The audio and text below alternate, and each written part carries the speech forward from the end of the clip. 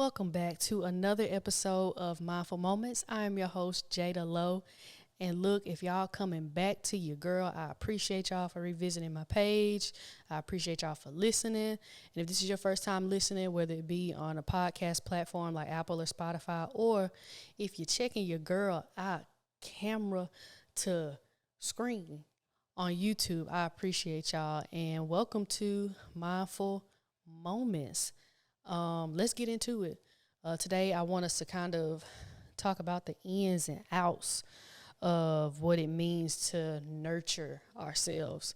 I've learned that whether it's physical, mental, emotional, spiritual, each and every aspect of our lives requires a constant sense of nurturing and requires developing new habits and practices and systems to make sure that we nurture those different aspects of our lives, because all of those together make us the person that we are. And so I just want you to be mindful going throughout today and this week, and think to yourself, like, what is it that what can I do? What is it that I'm already doing that I've found, nurtures me? How do I take care of me? What helps me to recenter? What keeps me grounded? What activities do I like enjoying? And I say to ask yourself that because y'all, life gets hectic. Life gets chaotic. Sometimes our routines break just because life is so busy. Things get thrown off. That's just how it is at times. And so what is it that you found? And I'll tell y'all some of the things that I found that helped me get recentered and just like wind down overall. But I've just truly learned that nurturing every aspect of your life requires you to be deliberate, like truly, truly intentional with how you do it, because it in a way becomes your routine. But it's also something that's necessary to just kind of keep you level-headed, so to speak, and just to ensure that you're taking care of yourself. It's nothing wrong with balancing out how you want to take care of yourself, because it's an important part of life and it's an important part of personal growth. And so one thing that I've learned that's a part of nurturing your inner self and just nurturing yourself in general is self-reflection. That involves just setting time aside to reflect on where you are, where you've been, and where you want to go. I like to do that by journaling. I like writing down not just what I'm feeling, and not just my goals, but how my day-to-day life looks and how does that reflect where I want to go, and is that helping me or hindering me from where I want to get to. And of course, self-reflection involves a level of self-awareness that you have to have with yourself. And I encourage you to be honest with yourself through the reflection process and as you self-reflect. Another thing that helps me to reflect is prayer, and just talking to God and asking God, like, hey, God, is there anything in me that I need to see? Is there anything in my heart that I need to see, good or bad? What are some things that I need to see that are beautiful about me? And what are some things that I need to work on, or some things that aren't helping me get to where you've called for me to be? And I also like to write those down too. And just getting a deeper insight into like my feelings and emotions, journaling is probably one of the things that helps me to effectively do that. And sometimes I even write my prayers in my journals too, not just for the sole purpose of it being a record of what I've prayed for and if it got answered or not, but also just keeping in mind where I was at this particular time in a particular season of my life in general. So self-reflection is important. Another thing that is important is the first word of this podcast, and that is being mindful or mindfulness. Incorporated in that is just mindfulness. What that means to me, that means just being present, being here in the moment, and just truly being mindful of what's going on, right? And just the important thing about the whole thing about nurturing yourself, is just learning how to be patient with you, because being patient with yourself, because it is a process, right? It's a process to learn what works for you and what doesn't. And mindfulness is a part of that, because you have to sit with yourself, not just as you reflect, but as you are being mindful, and you have to sit with yourself and not judge yourself as you're learning how to maneuver through that process. And so that's what mindful is. In a sense, I believe it ties into self-reflection, because when you do self-reflect, I don't assess my feelings and emotions so I can beat myself up over them. I'm assessing them just for the main fact to assess them and to see where I am and to see how I'm feeling and to see how to move forward. And so as you self-reflect and as you are mindful and as you are present, take any type of judgment off of yourself. Don't put that unwarranted and unnecessary pressure on yourself to judge yourself for not thinking how you thought you should be for whatever season you are in your life, or just beating yourself up because it may not be what you thought while you're self-reflecting and while you're being mindful and seeing what's in front of you. So take the judgment off and just enjoy the moment. Even if it's not where you want to be grateful that you have the ability to be able to sit in the present moment. So self-reflection, of course, mindfulness, yes. And another thing, too, is implementing those practices and strategies. For me, I'm trying to get better at developing a good nighttime routine. I have a solid morning routine, but I've noticed whether I'm having like a quiet day or a busy day, I deserve to wind myself down.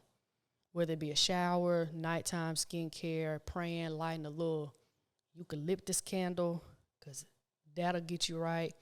And instead of just be on my phone, be on social media, pray, be back on my phone, cut off my phone and go to sleep. That's my particular pattern.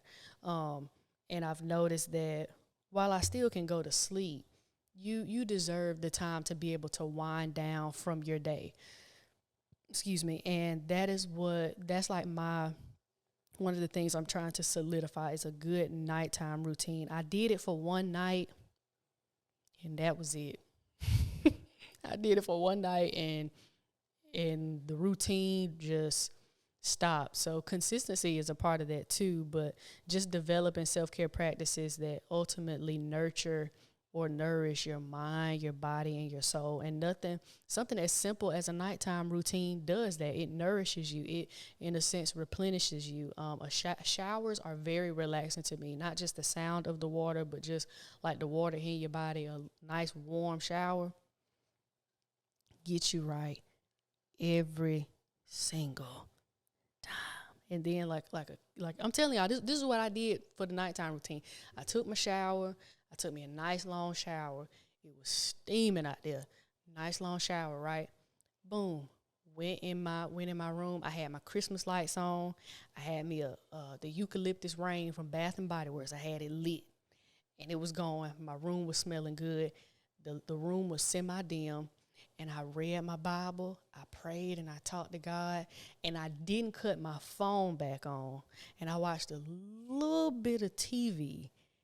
And like I just felt calm. Like it felt so good, because during the day we have the tendency, whether it's on our phone screens or just the things that we're doing in the day, we have the tendency to jump from one thing to the next. And it's like pop, pop, pop, pop, pop, instead of like decompressing.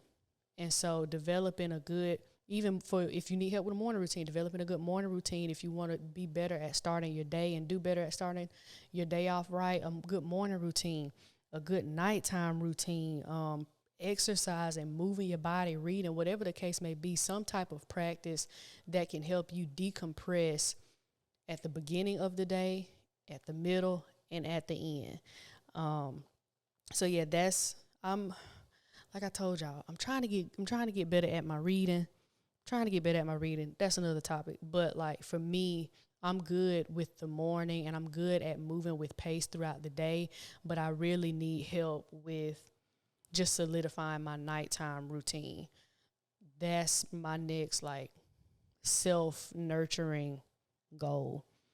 Another thing would be emotional awareness. So when it comes to nurturing yourself, and all of this really, as it relates to nurturing yourself, all of this ties back into really just being honest with yourself and open to what it is that you like and don't like. What works for somebody else won't work for you. It may not work for you and vice versa. And so emotional awareness requires, just like mindfulness does, take off all judgment. It requires honesty. Take the time to acknowledge how you feel and to process what you're feeling and allow yourself to feel and express your emotions in healthy, operative word, healthy ways. That was a task for me as it relates to emotional awareness. I'm not the type of person that projects my emotions outward. I put it back in. So when I learned how to process my emotions and process how I was feeling, even if it was something bad, I beat myself up. I guilt trip. I get myself down, and I had to learn, like, that's not you taking care of yourself. That's not you exercising, releasing all judgment. That's not you being patient with yourself. That's you rushing the process. That's you rushing the healing. That's you trying to make yourself feel something else that you're not feeling in the moment. If I feel bad in a moment, it does me no good to beat myself up that I'm not feeling good. Now I'm at a point where if I feel bad, I say, okay, Jada, what, excuse me, what happened in today where like your mood is just thrown off? Sometimes, excuse the ice machine, sometimes I generally don't know, and other times there may have been a cause to that, right? And so I ask myself questions. I encourage y'all to ask yourself questions if you're just feeling weird or if you're just not having a good day, and even if you're feeling good, to just take mental note of those things, but also give yourself an opportunity to express it in a healthy way. What helps me to express it is asking myself questions. What helps me to express it is going to therapy and just like speaking with people that I trust, and speaking to myself too, to ask myself, like I said, okay, what's going on? Like, that's how I talk to myself. Like, you good? I'll be like, yeah, I'm all right. And then I take it from there. But reacting because of how you're feeling, for me, that personally just doesn't help me. And so I've learned just how to be more aware of my emotions, but also I love the quote that let your emotions be indicators and not dictators. Just because I'm feeling bad, that does not mean that has to control how I move through the rest of my day, nor does it need to control how I treat people. It's an indication of maybe something that triggered me, maybe something that I need to work on, or maybe a pattern that just keeps coming up. So remember that quote, let your emotions be indicators and not dictators. My emotions used to control me like a lot. They used to control how I move, and I'm still working on it. I've made a lot of progress, but when you realize that you can feel, but you don't have to succumb to that feeling, that is a powerful thing that helps in the process of just maturing emotionally and just as it relates to emotional awareness in general. Another thing that I didn't see as a sense of nurturing yourself until now is setting boundaries. I say boundaries like that because I didn't care for that word for the longest. I really didn't. I thought that I could, to a certain extent, take in what I wanted to take in, and I thought that I always tried to find a loophole in boundary setting. So, like, I could be around you, but not like that. Or I could listen to this, but not so much. Some stuff and some people, you just got to cut all the way out. Because when it comes to what's healthy for you, a part of nurturing you is realizing what's healthy and unhealthy for you and setting boundaries for the things that are unhealthy. That means that some things may get promoted, some things may get demoted. Some people may get promoted, some people may get demoted. But setting boundaries is ultimately what protects your energy. If you know that you're trying to maybe reach a certain goal, or like think, for me, social media is one. Like, it helps me to see motivational stuff, right? I don't want to see negative stuff. I don't want to see a lot of hoopla and a lot of going on. I want to see things that are going to serve me, to where if I have to look at it, it's something that's interesting to me, and it's something that can serve me and feed my mind. That's just me personally. But I'm really big on protecting my energy, and I always wasn't. Not because more so as it relates to people. I I am a how do we want to put this? A recovering, well, not recovering. I am trying to get out of my people pleasing tendencies, which is why I never cared for boundary setting until I was put in a position where I had no choice but to set one. And in multiple situations where I had no choice but to set boundaries with people, with things, and things that I took in. Because once you see how certain things and people can be at the detriment of you, to where you have no choice but to see the unhealthiness for what it is, you start to see like, okay, I can't, there's no way I can keep this up and me be sustainable. And for me to say that I want to help people and give to people, there's no way I can do that efficiently and effectively if I don't have boundaries in place and protect myself, because I can only give out so much of who I am without it being at a detriment to me. So if I'm giving out to somebody or something that's unhealthy to me, and it's not giving back, not necessarily tangible, but it's just not giving back, period, what I need for it to give, for it to be a healthy sense of reciprocity, then the boundary needs to be reassessed. So boundaries are important. Learning to say no is important. Learn to say no. My biggest things is learning how to say no and learning a healthy balance of give and take. I am a giver to my core, baby. And it's still hard for me to like receive. So finding that healthy balance of give and take, it's, y'all hear me say this a lot, it's a task, because it is. And for people out there who have, yeah, we say we have big hearts, but my people who truly like lead with your big heart and you're truly a giver, be mindful and know that it is okay to say no. It is okay to say no. You, just because you're free doesn't mean you're available. It's okay to say no and understand that there is a balance of give and take. So boundaries is, I could go off on a soapbox about boundaries, but it is one of the key things, and I would put boundary setting as a top 3 way to nurture yourself. It's something that's done behind the scenes and even out in the open that ends up helping you in the long run. Another thing that's important too, when nurturing yourself also means that you speak to yourself well. Show gratitude to yourself. Tell yourself, thank you. We got up this morning. Thank you. I know we didn't feel like it, but we did it. Thank you. I'm moving today. Thank you. We got some stuff done today.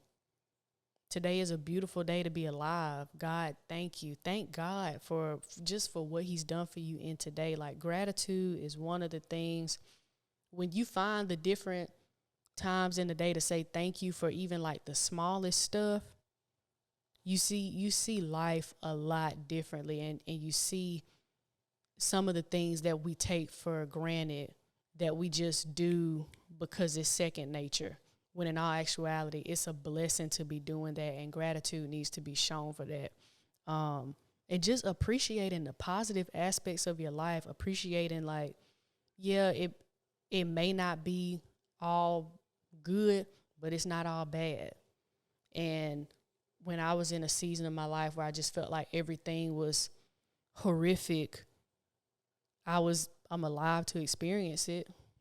That was the good that I found. That was the good for me, was that I was able to open my eyes and be able to experience it. While it's not where I want it to be, and while it may be horrific right now, I know that this can only last for so long. And going back to journaling, I like to write the things that I'm thankful for in my journal. I have this journal. Shout out to Maya Malika. She has this journal called Soul Food. It's a great journal. I have journals that are blank that I like to write in, but I also like journals with prompts in them. So this journal has prompts, things to be grateful for, things you want to pray for, and even pages that like you can color in. It's great journal. But I like to write the things that I'm thankful for, not just in like my blank journal, but in my Soul Food journal too. So just being grateful, expressing gratitude to God, to yourself, to the people around you. That's another important part of just nurturing yourself and nurturing your inner you. And the last thing that I want to touch on is have some fun. What's some stuff that you like doing that promote your growth, that promote learning? I found that I like doing stuff that's fun, but I also like doing stuff that's stimulating. Yes, reading, but like I like art, I like music and like lyrical stuff, and just like intellectual things for me personally. Because like that stimulates, it gets my mind churning, gets my brain going. So what's some stuff like, think of some of the things that you like to do, or even some of the things that you would like to explore doing that could help you learn, that could help you grow. And honestly too, just stuff that's fun. Sometimes when life is going in a bunch of different directions, it's nice to set aside some time to do the things that make you happy, doing the things that you enjoy. Yes, doing the things that stimulate your mind and stimulate growth and personal growth, and doing workshops and seminars and taking courses and this and this and this to elevate yourself. But what are the things too that can just help you go and just relax, like activities that you can do by yourself or like with friends and stuff that you just enjoy. And just like I said, the nurturing process itself is a deliberate one. It is an intentional one. It is one that entails hard work. But at the end of the day, it is a beautiful journey to embark on, because you get to see too, honestly, how you change as a person. You get to see how you grow as a person, and the things how your tastes change as you grow, right?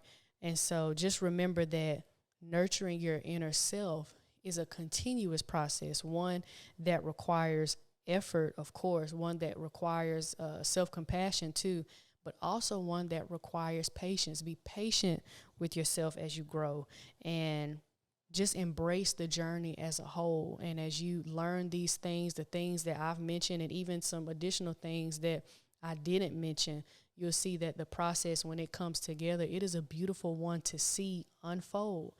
And I just encourage you to take some time out of your day, out of your week, to just assess the things that nurture you, the things that bring you back center, like I said, the things that help you take care of you the best way you can, physically, spiritually, mentally, emotionally, all of it.